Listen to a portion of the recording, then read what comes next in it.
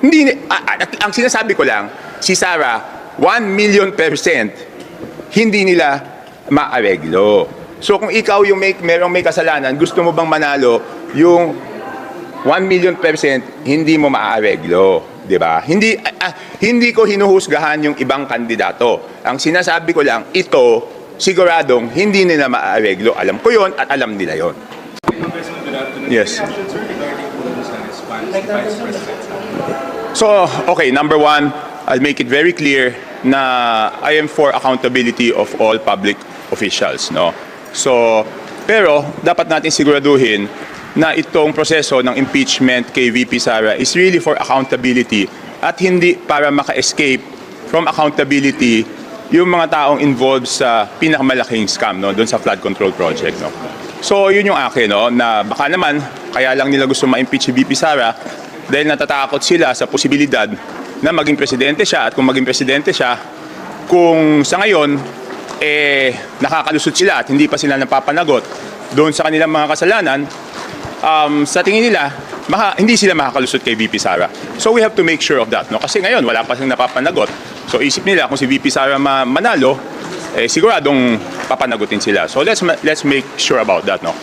Sumunod, nakita ko yung reply ni, at uulitin ko kasi pag may sinabi akong favorable sa isang partido, sasabihin DDS ako. Hindi po ako DDS. Gusto ko lang same standards, no? Kung ano po yung standards na ginawa namin doon sa pagsabi na insufficient in substance yung impeachment kay Pangulong Bongbong Marcos, dapat ganun din yung standards na ipapatupad dito kay VP Sara, no? Kasi yun ang accountability. Accountability means parehong standards. Hindi pa pwedeng magkaiba yung standards nung kay President Bongbong Marcos at kay VP Sara. And for the record, bumoto nga ako na insufficient in substance yung kay President Bongbong Marcos, no. Pangatlo, ito, trabaho to ng mga abogado, sa tingin ko, doon sa pag-file niya ng ad cautelam, anong tinawag na? Affidavit ad cautelam. Ad cautelam. Ano mo tamang pronouncement doon? Ad cautelam. O doon sa pag-file niya ng ad cautelam, ibig sabihin nun, she is not surrendering her rights to seek other remedies, no?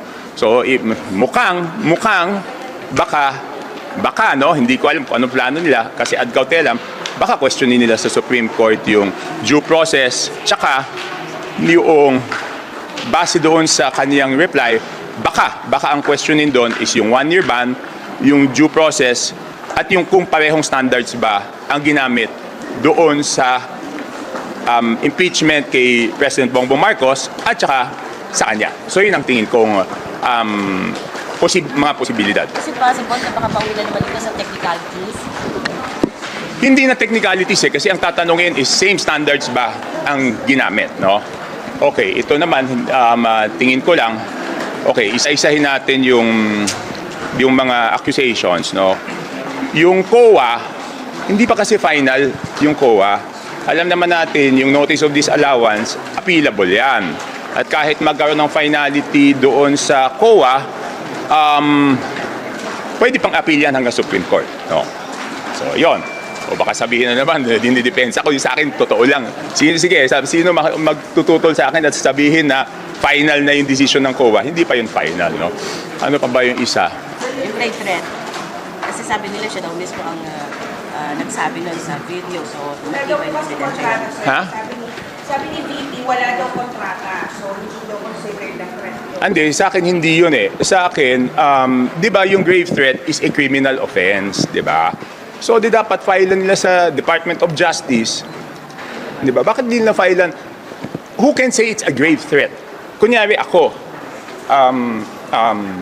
may nanakot sa akin. Pwede bang siya ang magsabi na grave threat yun? Di ba ako lang magsasabi if I was gravely threatened or not anyone else, di ba? Di ba sa criminal case ang magpa-file ng grave threats, kung sino yung tinakot. Di dapat kung sino yung tinakot, sila yung nag-file ng grave threats. Tsaka para sa akin sa DOJ yan eh. Because sasabihin lang, ano yan, saan ba tatama yung grave threats? So ibig sabihin, betrayal of public trust? But more than the betrayal of public trust, the grave threats is a criminal offense, di ba? Bakit hindi siya panagutin criminally for that offense? Hindi, walang immunity. Ang may immunity from suit, yun na nga, buti sinabi mo, Bernard. Because yan ang difference. Yan ang difference nung presidente at vice president. Ang president is immune from suit habang siya ay presidente. Ang vice president is not immune from suit. So, dapat doon nila final doon sa DOJ. Ano pa ba? Yung SALN, ito, alam mo yung SALN, napaka-ipokrito naman ng Kongreso. Hindi pa nga rinirelease yung SALN ng mga congressman. Nakuha niyo ba SALN? Ako rinelease ko. O di ba, yun nga ang stonewalling, ayaw nilang i-release. Di ba kahit sa ombudsman, nagsabi si kung tama yung pagkatanda ko, medyo may sinabi si Ombudsman Boying Remulla doon, kasi nga ayaw i-release ng Congress yung SALN ng mga congressman. So ano yun? I mean, that's the height of hypocrisy. Inaakusahan mo yung isang tao na may problema yung SALN, pero mga congressman, hindi ako kasi ako naglabas ako ng SALN, tumatago sa technicality. Meron ba naman yung SALN kailangan pang aprobahan sa plenaryo? Nakasulat nga sa SALN, doon nga pinirmahan mo yung SALN, kaya nga SALN yan. Dapat ilabas yan. O so bakit ayaw ilabas yung SALN ng Congress, di ba? So sa akin doon lang ko sa tama. I will not be swayed by those who are pro-BBM. I will not be swayed by those who are pro-Sara. Basta ako, kahit ano sabihin lahat, gagawin ko kung ano yung sa tingin kong tama. Sir, yung sa threat lang, kasi advice ko may video po si Vice President. Hindi sa akin nga, again. May tinawagan na. Yes, okay, sa akin, hindi, it's explicit. It's explicit. Like, you don't consider that a threat? No, if it's a threat, then whoever is threatened should be the one to file the case doon sa Department of Justice for grave threats, di ba? Yun ang sinasabi ko. Impeachment, sir, is quasi-judicial. Hindi siya strictly criminal. Oo, pero Strictly criminal ang requirement kung yung ng impeachment proceedings. Hindi siya proof related. yes, pero kung yung mismong tinakot, hindi nag-file ba yung mga tinakot? I don't know kung nag-file sila. Yes, sir. Nag-ano po yung NBI. Ha? Nag-investigate lang NBI. Oh, so ano naging resulta ng though quasi-judicial yung Congress, anong resulta ng investigasyon ng NBI? Dapat siguro ilabas nila, di ba? Kung, ano man sabi niyo dun sa parang threat ni na Puno et al. Na Okay, but isa pa, yung kay Madriaga. Kay Madriaga, wala namang ebidensya, di ba? Di ba, ang sinasabi ko lang, kung nag-rule yung Committee on Justice na walang ebidensya doon sa kay President Bongbong Marcos, dapat same standards lang ang gamitin natin. Di ba? Kasi ang problema dito, we cannot okay, maging totoo tayo sa lahat ng sinasabi. Alam ko, madami ayaw kay VP Sara. Madami takot kay VP Sara na maging presidente. Pero we cannot impose our fear or our will on her kasi may bumoto sa kanya eh. Di ba, bakit hindi natin patakbuhin sa eleksyon? Tapos magdesisyon yung tao, di ba? Bakit natin i-impose yan, di ba? kung do you think po ba yung impeachment days na to are all motivated kasi nga 32 million ang bumoto kay VP Sara and parang they're scared of that mandate na baka dumagdag pa or ma-retain yung mandate niya as president? No, for me, it's not that eh. I sincerely believe that doon sa mga nag-file, I sincerely believe and respect na may mga nag-file doon out of principio, no? Naniniwala sila it's an impeachable offense. I respect that. Rinerespeto ko yung grupo ng Makabayan, rinerespeto ko yung grupo nila Kiko D na yun sa kanila prinsipyo, di ba? Naniniwala ako prinsipyo nila yun. Pero yung mga kasamahan ko sa Congress, aminin natin na yung iba dyan, takot sila na maupo si Sara kasi mananagot sila. Ngayon hindi pa sila nananagot eh. Di ba? Aminin natin yan. Di ba yung 18 Marines? O yung 18 Marines. Di ba dati pag may sinabi ka tungkol sa Congress at hindi totoo, di nagalit yung mga congressman, pinatawag yung 18 Marines. Bakit ngayon takot silang patawag yung 18 Marines? Di ba?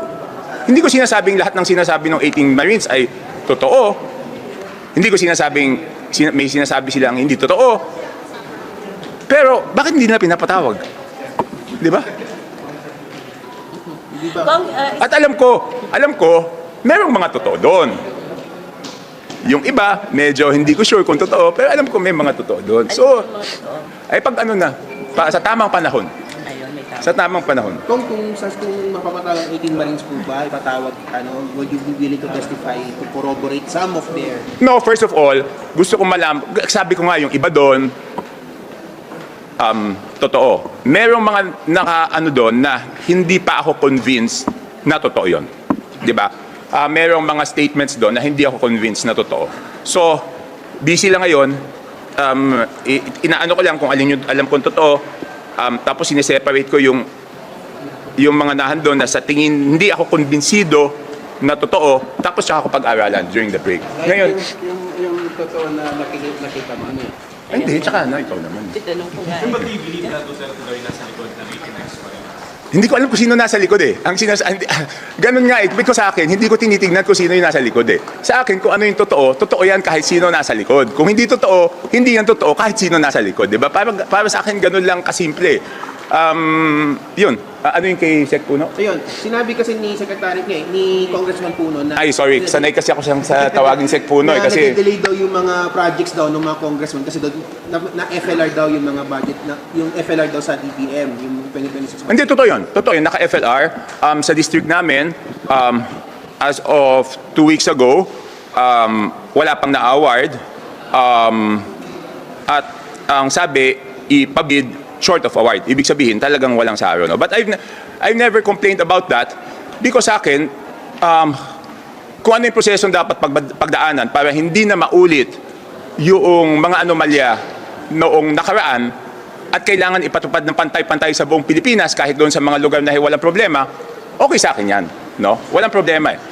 Kasi ang pinaka-importante, wag na maulit yung mga problema nung nakaraan. So kahit yung mga distrito na wala namang problema, nade-delay, wala tayong magagawa eh.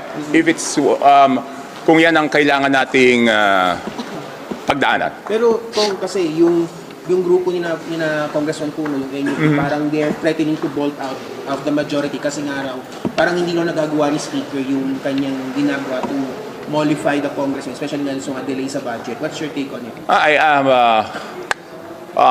ibig sabihin, kakalas sila sa majority Possibly. because of the isa-isa may nasabi siya doon na yung mga dapat inaasikaso sila ay inuna yung sarili, di ba? Nakita ko yun. Totoo naman yun, di ba? Yung part na yun, totoo naman yun. Next, ano yung isa? Saka, well, yung parang hindi raw, hindi nila feeling leadership ni Speaker Boji. Ako kaibigan ko si Boji, napakabait niya, pero pasensya na Speaker, hindi rin ako masaya dahil lahat ng mga nandun sa previous Speaker, yung pa rin na nakapaligid sa kanya. Isa lang ang nadala niya, si SDS Dinan. So how can he make the reforms that he wants to do kung wala naman siyang nadala? Di ba? Sinabi ko na yan before, na dapat bigyan siya ng free hand na reorganize yung house. Sa kahit anong organisasyon, kahit ikaw presidente ng kumpanya, pag ikaw lang dinala doon, wala. Di ba? Gusto ni Red tong tanong na to, sir. Ha? Lahat ng tao ni former speaker yung nakapaligid at hindi lang yun masakit. Kahit yung mga staff ni former speaker na involved doon sa mga kalokohan, hindi ko naman bite rini-hire ulit dito sa house. Di ba? Parang naglulukuhan na lang kami. Hindi ba tayo? So ako talaga disappointed talaga ako. Sir, itong tanong na to, gusto ni Red. So naglulukuhan na lang. Gusto ni Red na to. Yung FLR na yun, i-release ba yan bago magbotohan sa plenary sa impeachment? Napakaganda ng tanong mo. Kasi sa mga, hindi ko alam kung sa mga malalalim umisip katulad mo, ni Bernard, yan ang posibleng gawin, no? Talagang posible na pag hindi ka bumoto, yung FLR mo never nang ma-release. Yun ang pwedeng gawing carrot and stick. So yun ang bantayan natin. Gagamitin ba yung carrot and stick? I don't know. Pero ang galing mo magtanong. Hindi ba nyo nararamdaman parang tali ang kamay ni Speaker right now? Kasi parang... Honestly, nararamdaman ko. Kung sana po naman, Chris, Ha? pinakaharap natin Ano? ngayon. Oo, wala na tayong bulahan dito, di ba? Kung sana po naman, Chris, na pinakaharap I mean, natin. pasensya ka na, Speaker. That's how I feel. I've been supportive. Sinasabi ko nga, dapat mas madami kang ma-reorganize mo. Pero ang tagal na eh. Tagal na natin naghintay eh. Ilang buwan Kung, pa lang, September, Ha? March, ilang buwan pa lang. Break na ulit eh.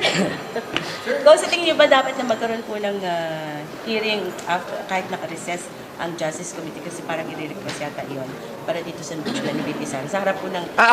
Okay. Doon naman, ako gusto ko tapusin, kung ano man yan, tapusin na natin. Kung kailangan mag-extend ng ilang araw, pagbotohan na natin yan because dapat ang asikasuhin natin ay yung crisis. Hindi pa pwedeng manatiling matagal yung usapan dyan because may mas malaking problema yung ating mga kababayan, di ba? Alam mo, ang problema dito, ayokong isipin ng ating mga kababayan, yung mga politiko habang naghihirap sila ay iniintindi yung away politika nila, di ba?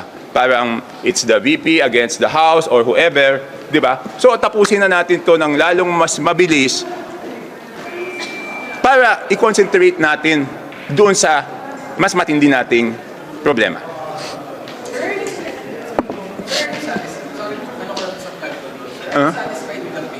No, not satisfied. I am disappointed, frustrated, disgusted. Sir, kasi you were quoted before na if walang developments sa investigation and prosecution of the people involved in this scam, you would break away from the administration. Is this... Am I still with them? Yeah. Yes, sir. Wala naman akong tinanggap na committee, di ba?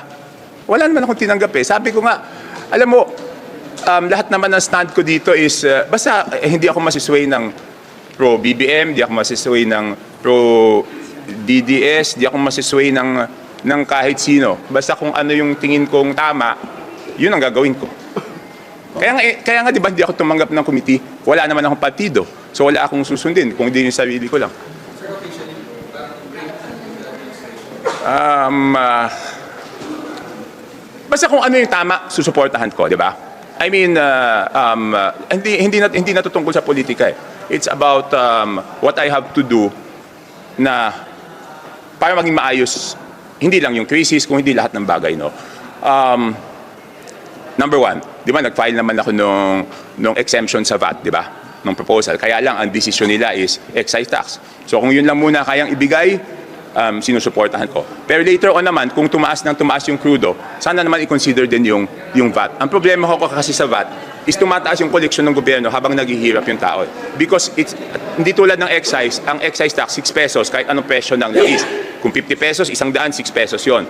Ang VAT, pag 5 peso ang 5 piso, I mean 50 pesos, ang diesel, ang VAT nun is 12%, so which is 6 pesos. Pag nang 100 piso yung diesel, katulad ngayon, nagiging 12 pesos yung VAT. So, ibig sabihin, yung tao nahihirapan, yung gobyerno, lumalaki yung revenue, di ba? Kaya parang sabi ko, dapat na lang yung excise tax. Kasi excise tax, fiction eh. Alam naman natin yung consumption eh. Pero yung decision nila. Pero sana, kung lalo pang tumaas yung presyo ng fuel, sana, wag naman sarado yung isip, no? At ngayon, yung pala, isang babalita ko, nag-aaral na ako ng hindi ko lang alam kung mahabol ko today. Di ba nung nagka-COVID, meron tayong Bayanihan 1 at Bayanihan 2, di ba? Nag-aaral na ako ng isang bill similar to that to give emergency relief doon sa ating mga kababayan. Hindi ko lang alam kung mahahabol ko today yung bill na yon, no? Hindi, pero yung FLR was before the crisis. Before the crisis, no? If, ako naman, kung titingnan ko, kung wala mo ng mali siya, baka nga inaayos yung presyo para hindi na mangyari. Pero tulad nga na nasabi ni nasan yung kaibigan ko si Bernard. Maayos pagkatapos magtanong, umalis Wala na. Itago na. Ganun talaga yung mga heater, pagkasuntok, tumatakbo eh. Hindi, kaya nga. Pero syempre, hindi ko maaalis sa isipan ko yung tinanong ni Bernard na posible na baka gamitin yan. Kung gagamitin o hindi, wala akong ebidensya. Tignan natin after ng botohan doon sa impeachment. Teka, pahingin ng tubig lang. Sir, sabi niyo may ibang ang motivation to file an impeachment kung sino si Vice President. Dahil natatakot sila mapanagot. Di ba? Okay. Ganito na lang, sir. Parang hindi ba posible ang accountability under other president? Honestly, Kung hindi siya yung magiging presidente, wala na bang accountability just because hindi siya yung presidente? honestly, tingin nila maaareglo nila iba eh. Pero si Sara, sa tingin nila, hindi nila maaareglo yun. Kahit, maging totoo tayo, paano ba kayo mag-isip? Sa tingin nyo ba maaareglo si Sara o hindi? Okay, kayo tatanungin ko, definitely no. parang passing judgment naman yun sa ibang tao na pwedeng ma-elect din na presidente. Eh, syempre, I'm entitled to my own opinion, di ba? Opinion ko yun eh. Kahit kayo naman, may opinion kayo eh. Di ba kaya nga tinatanong ko, binabalik ko sa tao, si Sara ba pwedeng areglohin? Tingin ko hindi. Yung iba ba pwedeng areglohin o hindi? O kahit hindi areglohin, pwede bang pakiusapan para mas magandang term? Pwede bang pakiusapan? Kunyari sir, Hindi kasi ang question, bakit ngayon wala pang nananagot? Di ba? Bakit ngayon wala pang nananagot? kunyari lang sir, kunyari lang, or for example, Erwin Tulfo, yung mga medyo nakakatulong, do you think pwede silang natin or may usapan? Alam mo, I don't want to pass judgment on them. Pero hindi lang naman sila mag-isa ang magdidesisyon dyan eh. Di ba? Oh, di ba? Hindi naman silang isa lang magdidesisyon dyan. Parang tinatanong mo ngayon, bakit ngayon wala pang nangyayari? Naareglo ba yung gobyerno o hindi? Di ba? O lumalambot ba o hindi? Di ba? Pero si Sara hindi. Hindi, ang sinasabi ko lang, si Sara, 1,000,000% hindi nila maareglo. So kung ikaw yung merong may kasalanan, gusto mo bang manalo yung 1,000,000% hindi mo maaareglo, 'di ba? Hindi ko hinuhusgahan yung ibang kandidato. Ang sinasabi ko lang, ito siguradong hindi nila maaareglo. Alam ko 'yon at alam nila 'yon. Kung, what do you think po ba dun sa sinabi ng Presidente na, or yung sinabi ng ICI na mag-wind down na sila by March 30? Kaso wala pang, parang basically parang hilaw pa yata yung ginawa ng ICI over the past week. Hindi kasi kawawa naman yung ICI, 'di ba? Ibig sabihin, isa na lang natira si Justice Andres Reyes, number 1. Number 2, 'di ba, nag-file pa nga ako ng bill, 'di ba? Independent Commission Against Infrastructure Corruption. Wala naman nangyari. Musta na yun po? Wala na. Wala na, magbe-break na ulit, 'di ba? Thank you. Gangster, you know, we do that better than anybody. I bet you got it twisted, you don't know who to trust. So many player hating niggas trying to sound like us. Say they ready for the front, but I don't think they know it. Straight to the depths of hell is where them cowards going. Well, all you still down, nigga, holler when you see me. And let these devils be soft for the day they finally free me. I got a caravan of niggas every time we ride. Hitting motherfuckers up when we pass by. Until I die, live the life of a boss player. Cause even when I'm high,